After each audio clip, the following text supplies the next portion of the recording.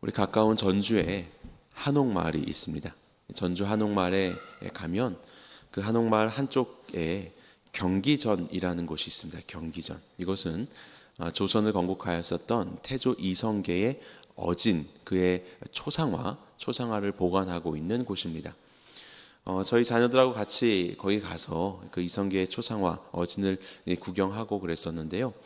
이성계가 전주이시지 않습니까? 그래서 저희가 전주이시라 이성계가 지금으로부터 약 630년쯤에 이렇게 조선을 세웠는데 아마도 우리가 좀 잘 살고 있었다면 혹이라도 왕노릇하고 있었을 수도 있어. 이제 이런 이야기를 하였습니다. 하지만 이제 조선은 멸망하게 되었고 지금은 이제 우리 대한민국이 세워지게 되었죠.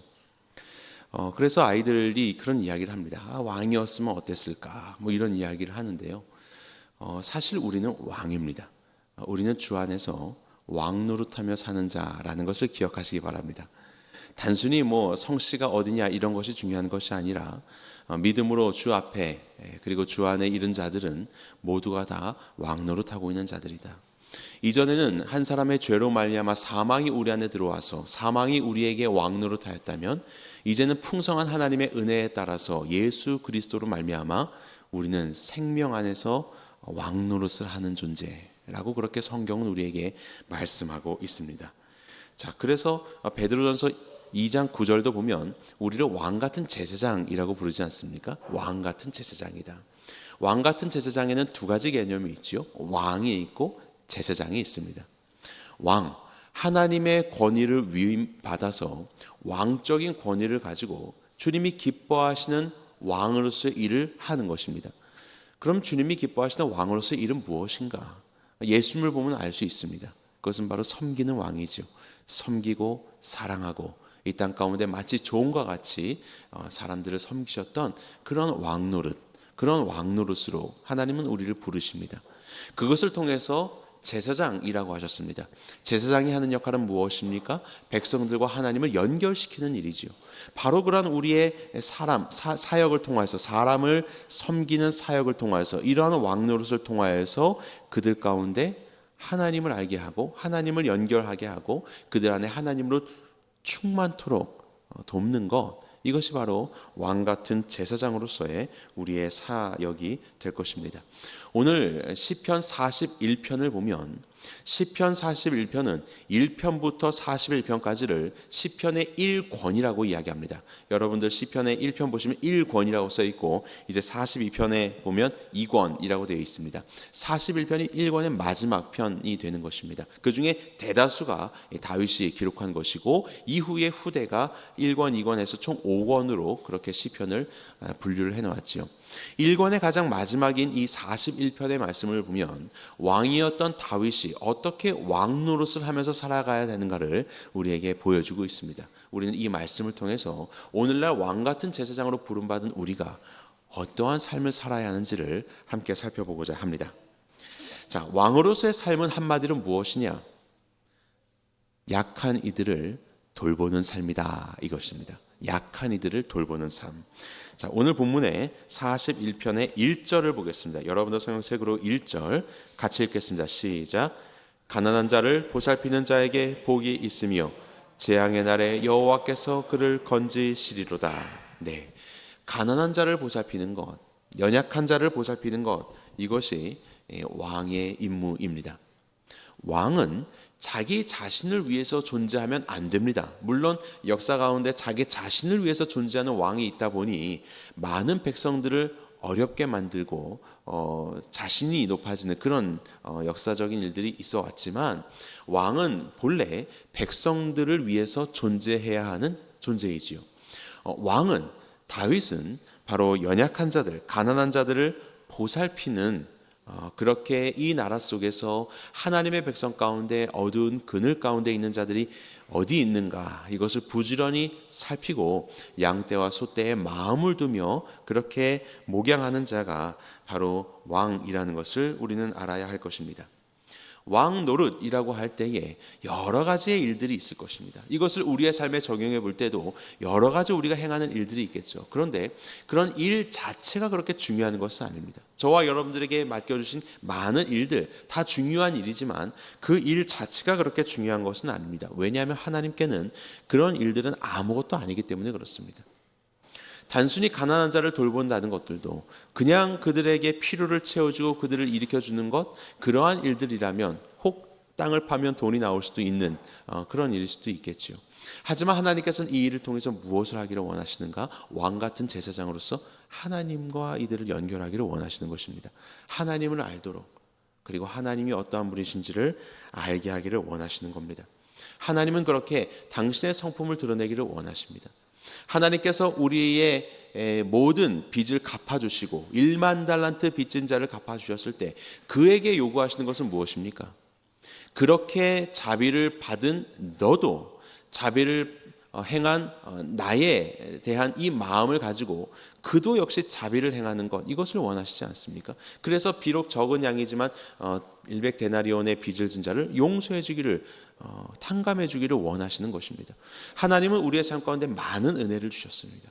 많은 것들을 허락해 주셨습니다. 그것들을 받고 은혜와 자비를 경험한 우리가 해야 할 일은 무엇이냐면 기꺼이 연약한 자들을 돌보고 섬기며 나에게 행하신 하나님의 성품을 드러내는 일, 이 모든 일들로 하나님을 찬양하는 것, 그것이 바로 하나님께서 우리에게 원하시는 일이라는 것을 기억해야 할 것입니다.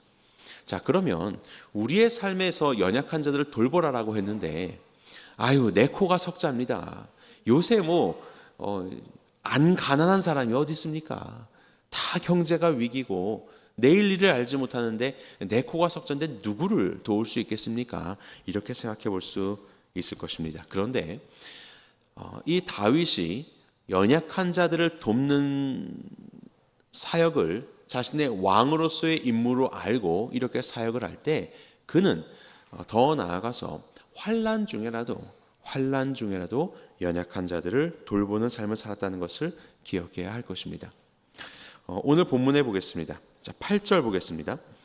이르기를 악한 병이 그에게 들었으니 이제 그가 눕고 다시 일어나지 못하리라 하오며, 이 대적들이 다윗에 대해서 하는 이야기입니다. 지금 이 시편 41편의 배경을 볼 때에 아마도 다윗은 질병에 걸렸던 것 같습니다. 대적들이 이렇게 이야기할 정도로 굉장히 중한 질병에 걸려서 내일을 알지 못하는 참으로 어려운 상황에 이르게 되었던 것 같습니다. 건강에 환난이 있는 것이죠. 건강의 환난. 그뿐 아닙니다. 관계의 환난도 있습니다. 자, 9절 말씀 볼까요? 내가 신뢰하여 내 떡을 나눠 먹던 나의 가까운 친구도 나를 대적하여 그의 발꿈치를 틀었나이다. 함께 식탁의 교제를 나눈다. 이것은 굉장히 막역한 사이라는 것을 알지요. 그렇게 막역한 사이였는데 그가 나에게 발꿈치를 들었다. 이 중동에서 발꿈치를 들었다는 것은 배신했다라는 이야기입니다. 누군가에 대해서 내가 등을 돌리고 내 발꿈치를 보였다는 것이거든요. 발꿈치를 보였다. 다시 말하면 등을 돌리고 가버렸다. 굉장히 모욕적인 것이고 배반을 하고 있는 그런 상황을 말하고 있는 것입니다. 그렇게 다윗의 이 상황은 자신이 가까이 하였었던 그조차도 자신을 배신해버리는 그러한 관계에서의 환난이 있는, 그래서 몸도 마음도 안정이 되지 않는 어려운 상황 속에서 이 시편 41편이 탄생된 것 같습니다. 학자들은 이 배경을 압살롬의 반란의 때가 아닌가라고 그렇게 이야기를 합니다. 자신의 사랑하는 아들이 자기에 대해서 반란을 일으키게 됩니다. 자식의 반란, 이것은 얼마나 큰 마음의 아픔일까요? 그리고 그에 붙어서 다윗의 신복이며 그의 모사였었던 아히도벨도 압살롬에게 붙어서 오히려 자신을 해하려는, 그래서 대낮에 후궁들을 범하게 하는 그런 전략을 아히도벨이 냈거든요. 그것으로 해서 완전히 다윗의 권위를 추락시키는 그런 일들을 자신의 신복이었던 아히도벨이 했습니다. 나와 함께 했던 자가 내게 발꿈치를 들고 있는 이런 어려운 상황들, 그 상황 속에서 아마도 다윗은 몸과 마음이 피폐해졌을 것이고 아마 이런 질병 가운데 있게 된 것은 아닌가라는 생각이 듭니다. 이런 환난 중에서요, 이런 어려움 중에서요, 가난한 이들을 돌보는 마음, 이런 마음이 들 수 있을까요? 내 코가 석자인데 어떻게 이런 어려움 속에서 그 지체들을 살필 수 있는가? 다윗의 경우를 보도록 하겠습니다. 사무엘하 16장에 보게 되면 다윗이 압살롬의 반란을 피하여서 도망을 하고 있을 때 바후림이라는 지역을 지날 때에 사울의 친척인 시므이라는 사람이 다윗에게 돌을 던지며 그를 저주하였습니다. 그는 피의 사람이다. 너는 피의 사람이다. 너는 사악한 자다. 완전히 왕의 이 권위가 실추되어서 그렇게 도망을 가고 있는 다윗에게 시므이는 그렇게 저주를 하였습니다. 아마도 사울의 친척인 것을 보았을 때에 사울의 왕조가 몰락하고 다윗이 세워졌으니 우리의 가문을 몰락시키는 원흉이라고 이제 다윗은 생각했겠죠. 그래서 다윗에게 저주를 했었던 것 같습니다. 그렇게 저주를 하자 다윗의 군대 장관이었던 아비새가 내가 그를 죽여버리겠습니다. 명령만 내리십시오 라고 이야기를 합니다. 그런데 다윗은 무엇이라고 하는지 아십니까? 그냥 두라고 이야기합니다. 그냥 두어라. 혹 하나님께서 그의 입술을 통해서 내게 하신 말일 수도 있지 않겠느냐 라는 그런 이야기를 합니다. 그러면서 그는 베냐민 지파 사람이다. 그의 베냐민 지파가 사울 왕의 지파이지 않습니까? 그의 지파가 완전히 몰락했습니다. 그런 연약한 중에 있는 자, 그런 자가 지금 나에게 그렇게 어려움을 주고 있지만 그냥 두어라. 하나님께서 이 모든 일들을 허용하시는 것이고, 그리고 혹 내가 그를 선대할 때에 그가 정말로 죄를 짓는 것이라면 그에 대해서는 하나님이 갚으실 것이다. 왜냐하면 나는 그를 선하게 되었기 때문에. 이렇게 이야기를 하는 다윗의 모습을 보게 됩니다. 그리고 이제 압살롬의 반란이 진압이 됩니다. 그리고 다시 왕으로서 그 권위를 회복하며 다윗이 돌아오게 되죠. 그랬던 다윗에게 이 시므이가 나아갑니다. 왜 나갔을까요? 잘못하면 정말 죽을 수밖에 없는 상황이었기 때문에 그렇죠. 그래서 나갑니다. 그리고 이야기하죠. 용서해달라고요. 자기가 죄를 지었으니 용서해달라고 이야기합니다. 그럴 때 역시 군대 장관이었던 아비새는 그를 죽여버리겠다라고 이야기하죠. 하지만 다윗이 말합니다. 아니다. 왕이 돌아온 이 기쁜 날에 어느 누구도 죽임을 당하지 않을 것이다 라고 하면서 내가 너를 죽이지 않을 것을 맹세하는 그런 다윗의 모습을 보게 됩니다. 압살롬 반역 가운데서 몸과 마음이 피폐해져 있고 가까운 이들도 나를 배신하는 모든 이 환난 속에서 다윗이 잃지 않았던 것은 연약한 자들을 향한 긍휼의 마음, 자비의 마음이었습니다. 왜요? 하나님은 그렇게 자신을 돌보시기 때문에.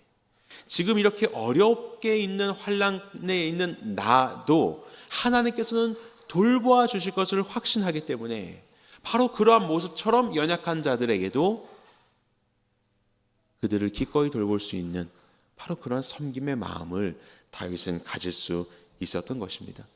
그뿐이겠습니까? 다윗의 삶 속에서 또 무비보셋이라는 사람이 있었죠. 사울의 손자였고 요나단의 아들이었습니다. 사울도 죽고 요나단이 죽었을 때 이 무비보셋은 갈 곳이 없었죠. 그리고 그가 그 피난하는 중에 잘못 떨어지게 되어서 한쪽 다리를 절게 되는 그런 연약한 장애인이었습니다. 하지만 그 영혼을 다윗은 맞이하죠. 그리고 요나단과 약속한 대로 영원토록 그의 삶을 돌볼 것이며 사울의 모든 땅을 그에게 되돌려 줄 것이고 죽을 때까지 왕의 식탁에서 함께 식사를 나누게 되는 그러한 친구로서 그렇게 이 무비보셋을 맞이하게 되지 않습니까? 무비보셋은 오히려 다윗 왕에게 있어서는 굉장히 위협적인 존재입니다. 이스라엘의 초대 왕의 직통, 혈통을 가진 왕자이기 때문에 그렇습니다. 그런데 그를 살려둔다. 이것은 오히려 나에게 해가 될 수 있는 상황이죠. 그럼에도 불구하고 모든 것을 다 잃고 몸마저 성취하는 바로 그 무비보셋을, 연약한 자를, 그 가난한 자를 다윗은 돌보는 것입니다. 비록 그것이 내게 위협이 된다 할지라도, 내게 도움이 되지 않는다 할지라도 말이죠. 이것이 바로 연약한 이들을 돌보는 하나님의 심정을 가진 다윗의 모습입니다. 하나님의 마음에 합한 자라고 그렇게 칭함받는 다윗은 그렇게 자신의 어려운 상황 속에서도 기꺼이 연약한 자들을 돌보는 바로 그러한 하나님의 심정을 실천하는 것을 잊지를 않았던 것입니다.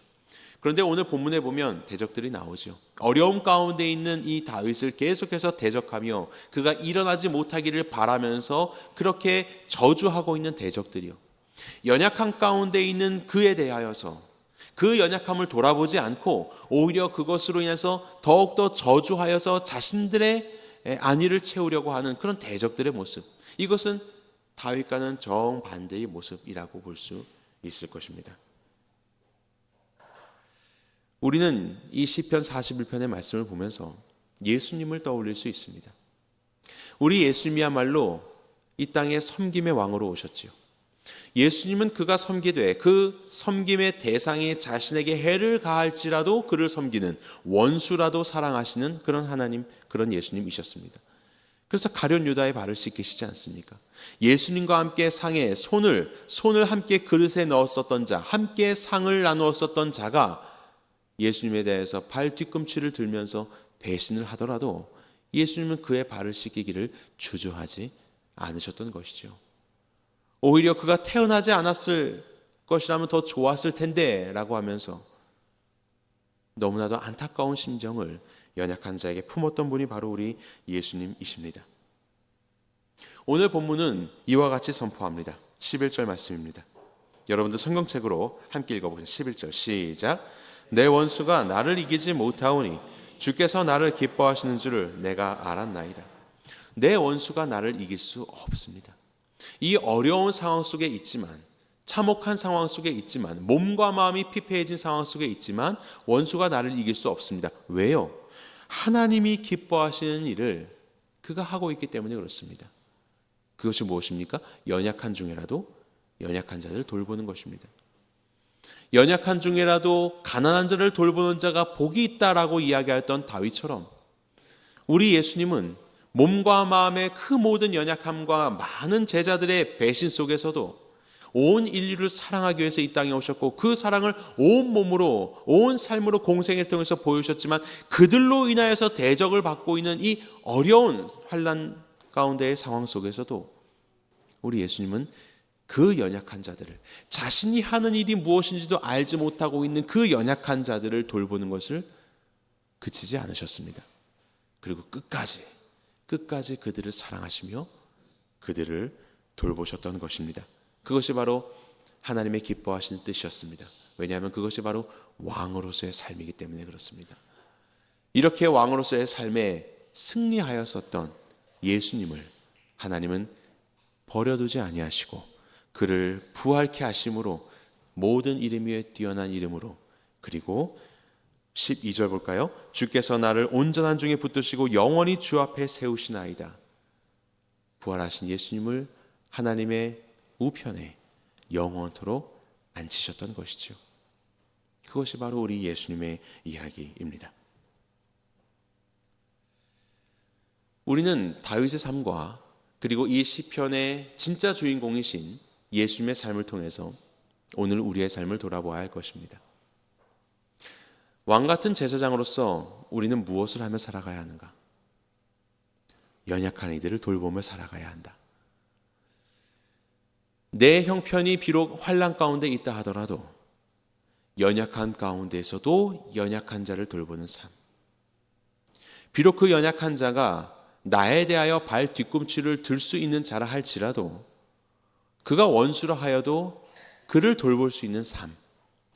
하나님은 바로 그러한 삶을 우리에게 요구하고 계십니다. 왜냐하면 우리가 받은 예수 그리스도의 사랑이 바로 이러한 사랑이었기 때문에 우리가 받은 것을 그대로 저들 가운데 실천함으로 인하여서 우리의 이 실천을 통해서 예수 그리스도가 어떤 분이신지를 드러낼 수 있기 때문에 그렇습니다. 오늘도 우리의 주변의 지체들을 돌아보시기 바랍니다. 어떠한 자가 물질적인 어려움 가운데 있는가? 어떠한 자가 관계적인 어려움 속에 있는가? 어떠한 자가 영적인 어려움 속에 있는가? 그 어려움들을 부지런히 살피고 그리고 그들 가운데 함께 나아가 주께서 허락하시는 지혜와 우리 가운데 허락하신 것에 따라서 섬기기를 원합니다. 그렇게 우리가 연약한 가운데서라도 왕 노릇하기를 그치지 않을 때 오늘도 우리를 대적하며 우리의 마음을 낙심케 하고 우리의 삶을 어지럽게 하려는 모든 사탄마귀 권세들, 십자가상에서 예수 그리스도께서 죽으셨지만 결국 부활하심으로 그의 머리를 밟으셨던 것처럼 저와 여러분들의 끝까지의 진정한 왕노릇의 삶 속에 대적들은 우리를 이기지 못할 것이고 마침내 주께서 승리했듯이 우리의 이 삶을 통하여서 하나님께서 승리를 이루어내실 것으로 우리 하나님께 영광 올려드리는 저와 여러분들의 삶이 되기를 주님의 이름으로 간절히 축원합니다.